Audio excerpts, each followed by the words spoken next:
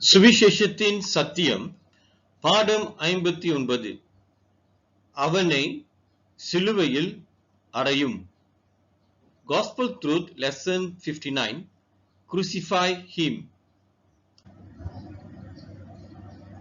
இயேசு கிறிஸ்துவை சிலுவையில் அறையப்பட்ட சம்பவத்தை நாம் யாவரும் அறிந்திருக்கின்றோம். மத்தேயு 27 அதிகாரம் 22 வசனம், மார்க்கு 15 அதிகாரம் 13 வசனம், லூக்கா 23 அதிகாரம் 21 வசனத்திலே பார்க்கும் பொழுது இயேசுவை சிலுவிலே அறையும்படியாக அங்கு கூடியிருந்த ஜனங்கள் கூக்குரலிட்டதை நாம் எல்லோரும் அறிந்திருக்கின்றோம். ஏன் இயேசுவின் மரணம் சிலுவையில் காணப்பட வேண்டும் என்கின்ற மறைந்திருக்கின்ற சில காரியங்களை நாம் சுவிசேஷத்தின் சத்தியமாக கற்றுக்கொள்ளப் போகின்றோம். Crucify him. That was the voice heard during Jesus was condemned to death. In Matthew chapter 27 verse 22, Mark chapter 15 verse 13, Luke chapter 23 verse 21, a voice heard that Jesus must be crucified. Why the death of Jesus must be through crucifixion? Today we are going to learn on the hidden gospel truth about the death of Jesus by crucifixion. யோவான் 10 அதிகாரத்தில் வசனங்கள் 30 தொடங்கி 33 வரை இயேசுவை கல்லால் எரிகிற ஒரு சம்பவத்தை நாம் வாசிக்கலாம். வசனம் 30, இயேசு பிதாவும் அவரும் ஒன்றாய் இருக்கிறார்கள் என்கின்ற வார்த்தைக்கு யூதர்கள் இவ்விதமாக மறுமொழி கொடுக்கிறார்கள். வசனம் 33, யூதர்கள் அவருக்கு பிரதியுத்தரமாக, நற்கிரியை நிமித்தம் நாங்கள் உம்மேல் கல் எறிகிறதில்லை, நீ மனுஷராய் இருக்கிற உன்னை தேவன் என்று சொல்லி இவ்விதமாக தேவ தூஷணம் சொல்லுகிறபடியினால் உன்மேல் கல் எறிகிறோம் என்றார்கள். இயேசு பிதாவும் ஒன்றாய் இருக்கிறார்கள் என்கின்ற வார்த்தைக்கு அவர்கள் இயேசுவை கல்லால் எறிந்து அவரை குற்றப்படுத்தினார்கள்.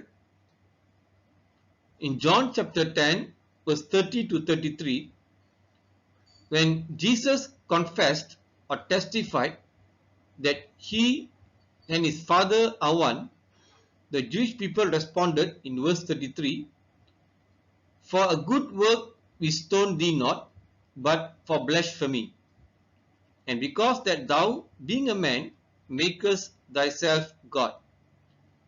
The Jews stoned Jesus because Jesus claimed that he and God are one.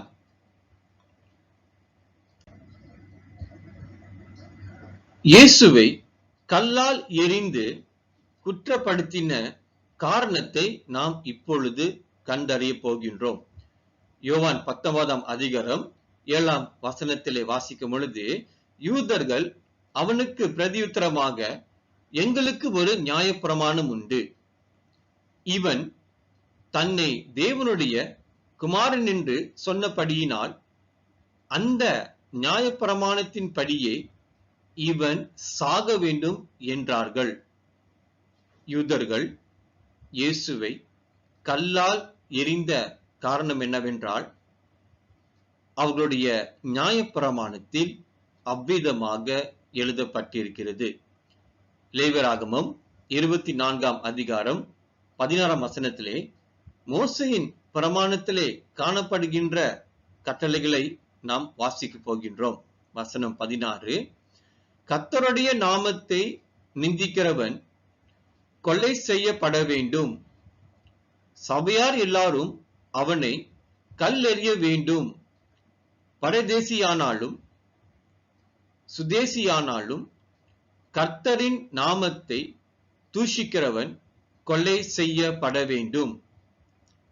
இந்த நியாயப்பிரமாணத்தின் நிமித்தமாகத்தான் இயேசுவை யூதர்கள் கல்லால் எறிந்து அவரை சாகடிக்கும்படியாக அவர்கள் முயற்சி செய்தார்கள். Why did the Jewish people stone Jesus? Here, the reason is given clearly in John chapter 19 verse 7. The Jews answered him, "We have a law, and by our law he ought to die because he made himself the Son of God." The Jews stoned Jesus because Jesus claimed himself to be the Son of God, and also he and his Father are one. Based on the law of Moses in Leviticus chapter 24 verse 16, "And he that blasphemeth the name of the Lord, he shall surely be put to death, and all the congregation shall certainly stone him, as well the stranger as he that is born in the land." Here, the reasons are very clear that Jesus should die by stoning because it is written in the law of Moses.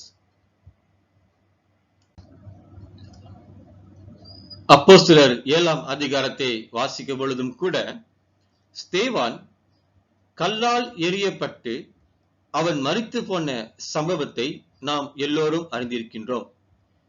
யூதர்களுக்கு, அங்குள்ள ஜனங்களுக்கு பழைய ஏற்பாட்டு காலத்தின் தொடங்கி இயேசு கிறிஸ்து வரும் காலத்தை குறித்து அவர் போதனை செய்யும் பொழுது அவரும் தேவ தூஷணப்படுத்தினார் என்கின்ற குற்றம் சாற்றப்பட்டு அவரையும் கல்லால் எறிந்து கொன்றார்கள். In Acts chapter 7, Stephen was also stoned to death because he was considered blaspheming against God for sharing about the people of Israel and their history, and to end his sermon or speech by sharing about the cross of Jesus. He was stoned to death because they simply obeyed the law of Moses. மோசேயின் நியாயப்பிரமாணத்தின்படி இயேசுவை கல்லால் எறிந்து அவரை சாகடித்திருக்க வேண்டும். ஆனாலும் கூட இயேசுவை சிலுவிலே அறைந்து அவர் மரித்ததாக என்கின்ற சம்பவத்தை நாம் அறிந்திருக்கின்றோம். உபாகமம் 21ஆம் அதிகாரத்தில் 22ஆம் வசனத்தை பார்க்கும் பொழுது, கொலை செய்யப்பட்ட ஒருவன் மேல் சாவுக்கு பாத்திரமான பாவம் உண்டாயிருக்க அவனை கொலை செய்யும்படி மரத்திலே தூக்கி போடுவாயானால், இயேசு சாவுக்கு பாத்திரமான பாவத்தை செய்தபடியால் யூதர்கள் அவரை மரத்திலே தூக்கும்படியாக நியாயப்பிரமாணத்திலே எழுதப்பட்டிருக்கிறது. அதே வேளையில் ரோமர் அரசாளுகையில் அவர்கள் வாழ்ந்து கொண்டு வந்தபடியால் ரோமர்களுடைய தண்டனையில் அதிக மோசமான கடினமான ஒரு தண்டனை ஒன்றென்றால் அது சிலுவையின் மரணம். அந்த சிலுவையின் மரணத்தை இந்த யூத ஜனங்கள் விண்ணப்பத்ததினால் அந்த சிலுவின் மரணத்தை இயேசு ஏற்றுக்கொண்டதாக நாம் அறிந்து கொள்ள வேண்டும். இயேசு கிறிஸ்து சிலுவை என்கின்ற மரத்திலே அவர் தூக்கப்பட்டு அவர் மரித்தார் என்கின்ற சுவிசேஷத்தின் சத்தியத்தின் தீர்க்க தரிசனத்தின் நிறைவேறுவதை நாம் அறிந்து கொள்ள வேண்டும். According to law of Moses, Jesus supposed to be stoned to death because of his claim. But Jesus was crucified and not stoned to death.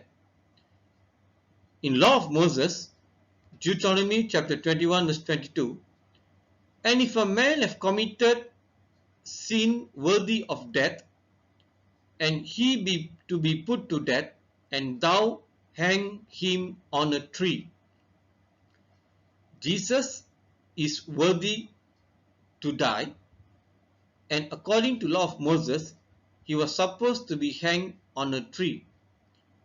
But because of in those days the Romans were in power, the Jews made use of the opportunity to choose the top horrifying tortures, that is the crucifixion.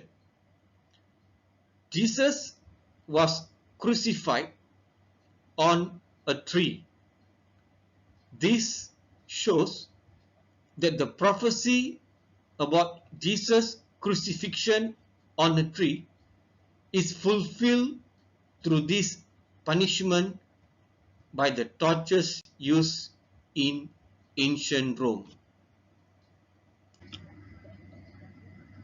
கலாத்தியர் 3ஆம் அதிகாரம் 22-23 வசனங்கள் உபாகமம் 21ஆம் அதிகாரத்தில் 22-23 வசனத்திலே எடுக்கப்பட்டது. 22ஆம் வசனத்திலே இயேசு கிறிஸ்து சாவுக்கேதுவான பாவத்தை அவர் செய்தபடியால் மோசேயின் பிரமாணத்தை கொண்டு அவரை சிலுவையின் மரத்திலே தூக்கினார்கள். வசனம் 23, இரவிலே அவன் பிரேதம் மரத்திலே தொங்கலாகாது. இயேசுவின் பிரேதம் அல்லது சடலம் இரவிலே சிலுவையிலே தொங்கவில்லை. அந்நாளிலே தானே அதை அடக்கம் பண்ணப்பட வேண்டும்.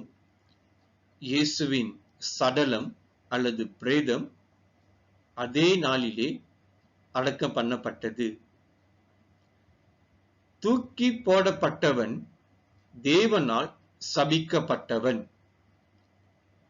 இயேசு கிறிஸ்துவின் சிலுவையின் மரணம் தேவனுடைய சாபத்தை ஏற்றுக்கொண்ட மரணமாக அது காணப்படுகின்றது. இந்த மோசேயின் பிரமாணங்கள் சிலுவையிலே இயேசு நிறைவேற்றினார். சிலுவையின் மரத்திலே காணப்பட்ட மரணம் மோசேயின் பிரமாணத்தையும் தீர்க்க தரிசனங்களையும் நிறைவேற்றதாக இருப்பதை நாம் அறிந்து கொள்ள வேண்டும். In Galatians chapter 3 verses 22 and 23 is taken from Deuteronomy chapter 21 verse 22 and 23. In verse 22, Jesus was hanged on the cross or the tree because he was seen to have committed a sin worthy of death according to law of Moses. In verse 23, his body shall not remain all night upon the tree. The body of Jesus was not remain all night upon the cross. But thou shalt in any wise bury him that day. The body of Jesus was buried on the same day after he died. For he that is hanged is accursed of God. The death of Jesus on the cross is an accursed of God. Jesus died taking upon himself the curse of God by fulfilling the law of Moses and the prophecy. சிலுவையின் மரணத்திலேதான் இயேசு நமக்காக பாவமாகினார், சாபமாகினார்.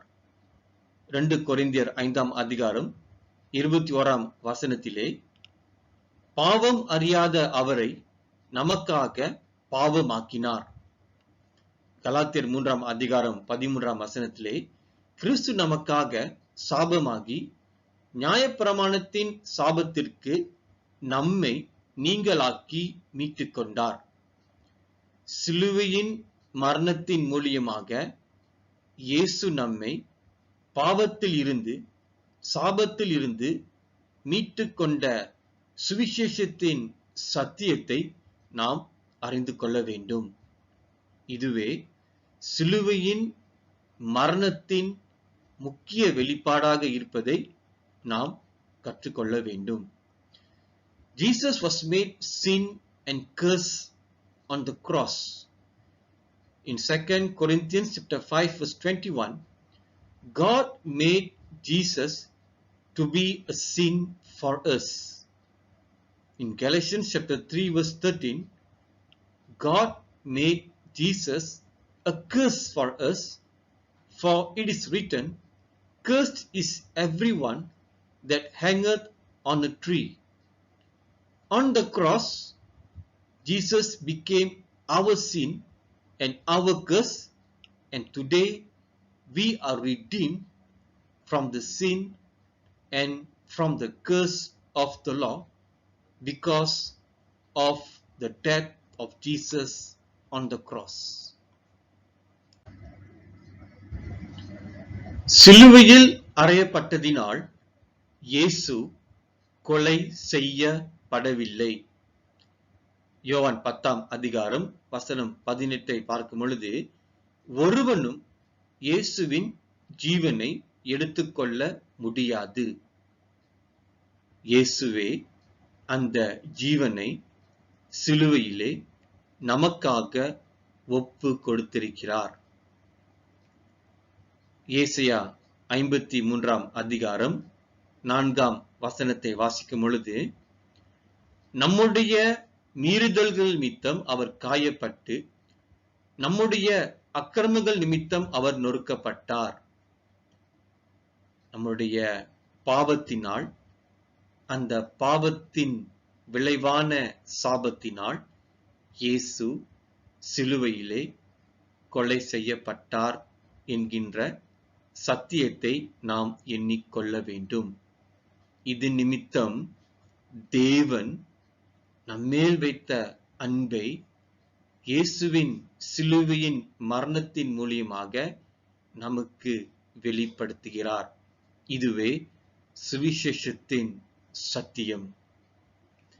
Crucifixion did not kill Jesus, nor any other factors. Because John chapter 10 verse 18 says that no man can take the life of Jesus from him. But as we know, Jesus committed his spirit and goes on the cross for us. In Isaiah chapter 53 verse 4, Jesus was wounded for our transgressions, he was bruised for our iniquities. Our sins and the consequences of our sins, that the curses, has killed Jesus on the cross. God committed his son on the cross to be crucified, and that demonstration of love is a gospel truth for us.